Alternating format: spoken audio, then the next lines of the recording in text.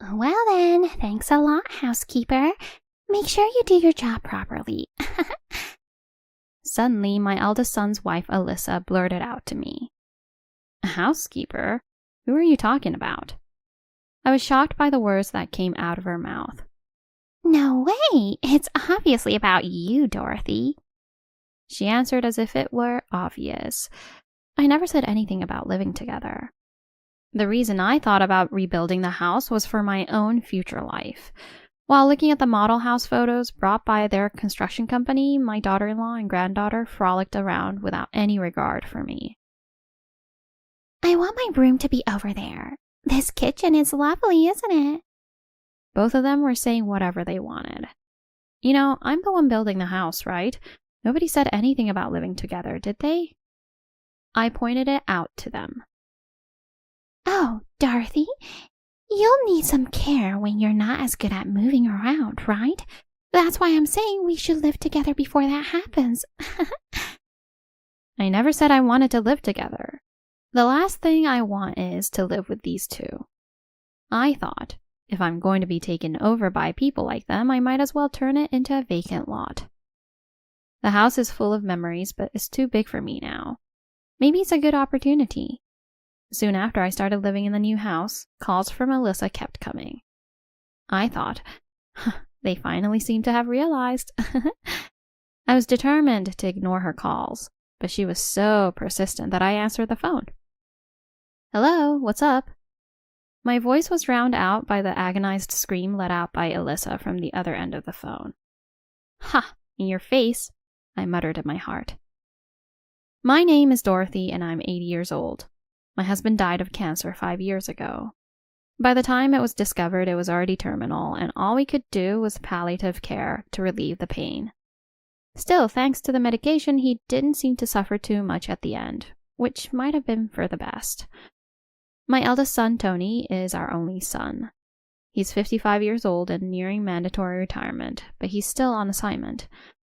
His wife, Alyssa, and my granddaughter, Katie, who turns 27 this year, are living in a rented house close to ours along with my 2 grandsons, Jason and Nathan.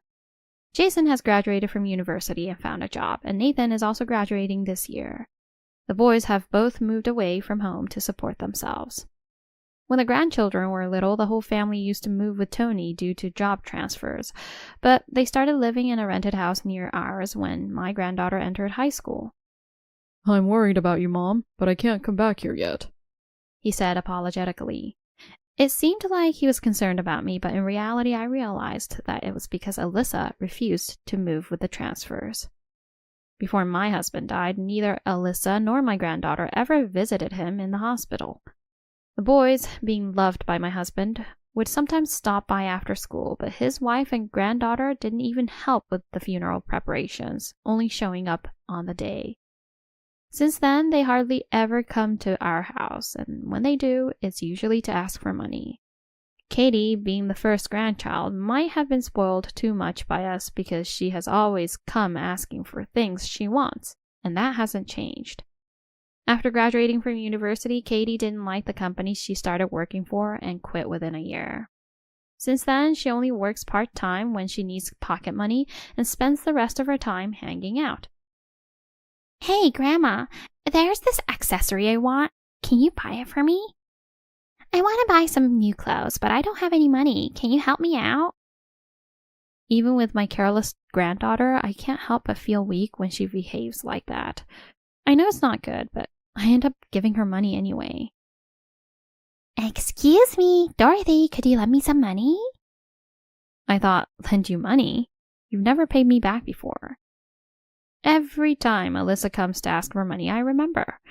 After my husband passed away, she didn't even visit to see him. But then suddenly she came and blurted out, We can't pay for Nathan's tuition, and we need help for Jason's school fees too. Think of it as helping your grandchildren. You can do that, right? If she really needed help because she was out of money, there would be a better way to ask. Katie quit her job too, and it's tough on the household budget, right? Please.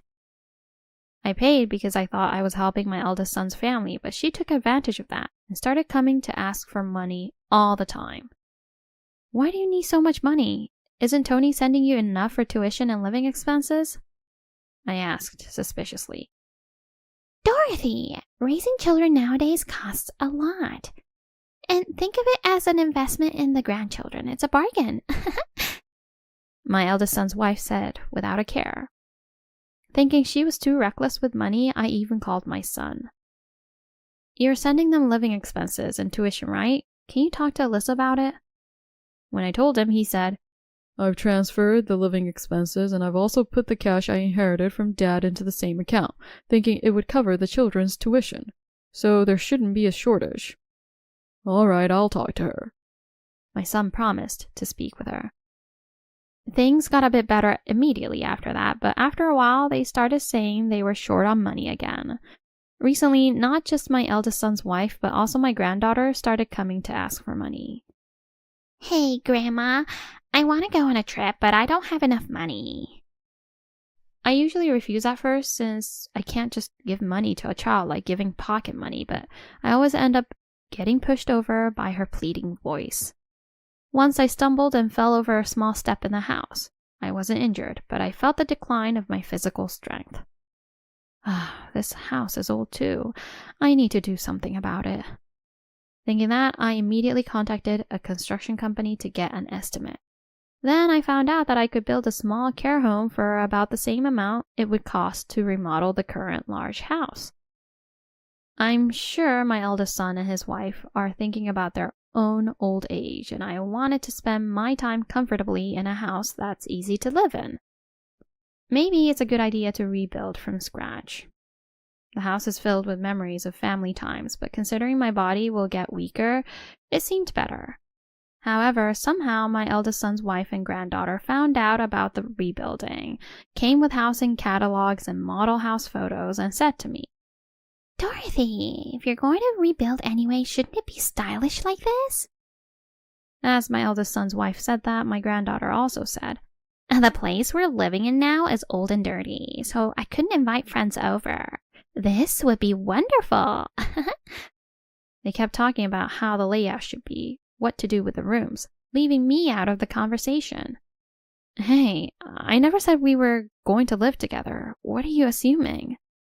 Before I could finish, she said, Oh, Dorothy, you're going to need care eventually, right? That's why we're kindly offering to live with you. You should be grateful. My eldest son's wife blurted out. I'm rebuilding to make the house more livable for me, not for you. I refused. What are you talking about? It would be more fun to live together. We wouldn't have to bother with housework. Even my granddaughter said that. Are you guys trying to push this on me? I questioned them. Well, you still seem strong, so maybe you can work as a housekeeper? We'll take care of you when you get weaker, so work hard until then, housekeeper. I was dumbfounded by the words my eldest son's wife spat out. Well, I'm looking forward to the new house being built. Saying that, the two of them left. If I have to build a house for such people, I might as well turn it into a vacant lot. The house was filled with memories, but I had already decided in my heart to demolish it for reconstruction. The move to the new house had just finished, and things were finally settling down when my eldest son's wife called me while I was relaxing and drinking coffee by the window. I thought, what now? I wonder what she wants. I thought it was troublesome, but she was so persistent that I reluctantly answered the phone. Hello, what's up? Then she screamed in a pained voice. Dorothy, where on earth are you right now? Her voice was so loud, I thought my eardrums would burst. And where do you think? I'm at home, of course. I answered as if it were the most obvious thing. Home? But which home? On the other end of the phone, my eldest son's wife sounded like she was about to cry. My new place? Didn't I tell you? I played dumb just to be mean. The new place? When I went to check on it last time, the house was being demolished, so I thought the construction was finally starting. But when I went there today, it was just a vacant lot, and there was even a for sale sign. It seemed like my eldest son's wife had finally realized. Oh, that. I turned it into a vacant lot and sold it. It's my land after all, so I'm free to do whatever I want with it, right? I informed her, causing her to be speechless. Then where's your new home? She asked in astonishment. I combined the money from the sale of the land with my savings and moved into a care welfare apartment. It's very comfortable. This way I won't have to worry you all about caregiving. It's killing 2 birds with 1 stone, isn't it? As I said this, she weakly muttered. But we were about to move soon, thinking it was time, and we just terminated the lease on our current rental at the end of this month. I could picture the shock on my eldest son's wife's face. Oh, that's too bad. But it's none of my concern anymore, right? You should find your own place to live. With that, I hung up the phone. I thought I heard my eldest son's wife start to say something on the other end, but I couldn't hear it anymore. In fact, I had already informed my eldest son that I was moving here. He had also agreed to it. I called my eldest son. Tony, Alyssa called me. When should we have that talk? My son suggested a family discussion, including me. As for me, I was concerned about the other grandchildren, not just my eldest son's wife and granddaughter. So I thought this was a good opportunity to settle things. They can still live in the rental until the end of the month. So can you come over here next Sunday? I'll be there too. So it was decided that I would have a discussion with my eldest son's family. On Sunday, I went to my eldest son's family's rental home. He had arrived earlier and was waiting for me. The other grandchildren were also gathered. Grandma, you're moving? I really liked your place. My grandson Jason said, looking nostalgic. What? What happened to that house? Was it demolished? Another grandson, Nathan, was also surprised. Well, I'm getting on in years. Living alone is hard, and I don't want to be a burden to everyone, I said, laughing. Grandma, that's awful. Mom and I were thinking of living with you. My granddaughter said sulkily, to which I replied, What are you talking about? You were just planning to use me as a substitute housekeeper. My eldest son's wife shouted, That's obviously a joke. We're family, aren't we? By the way, you two. The eldest son questioned his wife and daughter. It seems you've been begging Mom for money, but I've been providing for living expenses, and even the savings inherited from Dad should be with you, right? What happened to that money? The two remained silent, unable to respond. Can't say anything, huh? Well, that figures. I already know everything. Saying this, he pulled out several documents and photos from an envelope he had brought and laid them on the table. I thought something was off and had it investigated. What is all this supposed to mean? The wife and granddaughter of the eldest son looked pale and were trembling. Tony, being suspicious of the two's extravagant spending after hearing from me, had apparently secretly commissioned a private investigator. The items laid out on the table were the investigation report and evidence photos. In them, the eldest son's wife was captured dressed flamboyantly, popping champagne bottles with a young man, along with a list of shopping details from brand stores. It's not what it looks like. This is... The eldest son's wife began to make an excuse. What's different? Spending at nightclubs and shopping sprees on branded goods. How could you spend so much? As he barely contained his anger, he turned to his daughter and said, And Katie, I'm so disappointed. You're the mistress of a married man? And now it seems you're even being sued for damages. You haven't worked properly since graduating from college. What on earth are you doing? He scolded her, thrusting a photo of her walking arm in arm with a middle-aged man in front of her. Katie, no wonder you've been dressing flashily lately. I was shocked to hear about my granddaughter's scandal for the first time. It must be unbearable for a father to know such things about his daughter. So what? I get money without working and I get to buy clothes too. What's wrong with that? Nevertheless, my granddaughter defiantly shot back. Hearing this, the eldest son exploded. If that's how you're gonna be, then you need to take responsibility yourself. Don't leech off your father or your grandma. You're an adult now.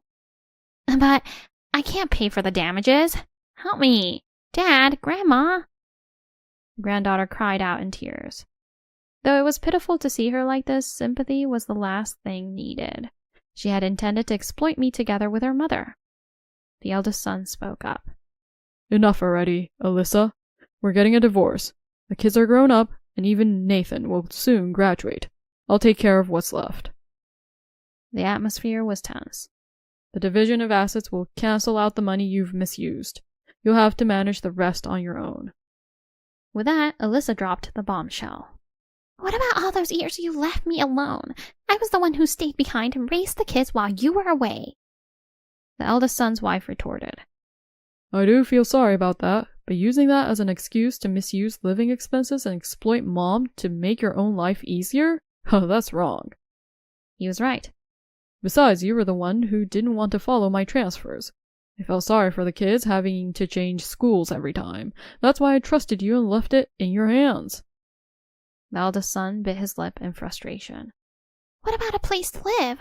Our lease here is ending soon. The real estate agent said they can't extend it because they already have other plans. The eldest son's wife spoke in a pitiful voice. You'll have to figure that out yourself. You're not a child. The eldest son coldly dismissed his wife. I know this isn't the best time to say this, but... Jason chimed in. I'm thinking of getting married. Sorry, but I won't be living with Mom. I'd be in trouble if she asked for money, and I can't afford it either.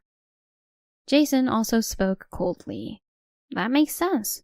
I can't imagine that the young couple has much leeway in their married life. Jason, are you going to abandon your mother? The eldest son's wife was frantic. It's not about abandoning you or not. It's about not relying on you. A parent who spends recklessly, even my partner wouldn't like that. Jason stated this firmly.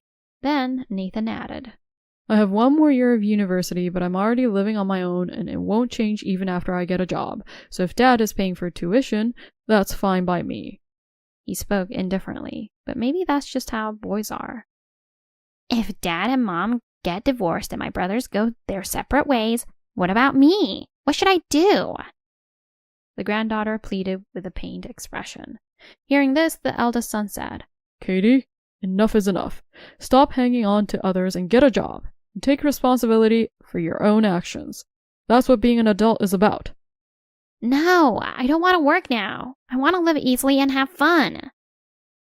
It seems that living with the eldest son's wife, the granddaughter has been completely influenced and developed a habit of wastefulness and playfulness. Thinking about how much I loved her makes me sad. The eldest son said, Mom, I should have been there for you. I'm sorry. He apologized to me. It's not really his fault. Choosing to live in a care welfare apartment was my decision. Don't worry about it. I didn't want to burden you, my eldest, or anyone else, I said, comforting my son. Well, we're going to go now. The boys left. The eldest son said, Is there anything else to say? We have to vacate this rental house, right? He spoke to the remaining eldest son's wife and granddaughter. Think it over. Don't abandon me. That's right, Dad. Aren't we family? The two clung to the eldest son together. You two have lived together until now, so just keep living together. If you both work, you should manage the living expenses, right? I can't deal with it anymore. Mom, you can go home. Prompted by my son, I decided to return to my apartment. It seemed that the eldest son continued to discuss with the two, but I don't know much about what happened after that. In the end, there was no chance for the eldest couple to reconcile. The eldest son is nearing mandatory retirement, so he has requested to be placed in a department without transfers next fiscal year and is planning to come back to the local area. He said he was tired of the life of constant transfers, but perhaps he also feels responsible for having scattered his family. Jason brought his fiancée to meet me. She was fair-skinned and quite cute. Always stay close to each other, I said while giving a wedding gift. I heard that Nathan is also working hard on job hunting. The former eldest son's wife rented a cheap apartment and is living with her daughter, Katie. They are struggling with debts as she can't stop visiting nightclubs. Despite the financial trouble from damages claimed by the mistress's wife, the granddaughter's flashy lifestyle hasn't changed, and it seems quite difficult. I still feel a bit of a desire to help because she was my first grandchild, but I am now living my remaining years in a care welfare apartment. I no longer have that much leeway.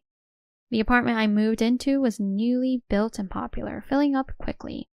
I'm glad I decided to move in early. Now my joy is drinking coffee and chatting with other residents in the shared space.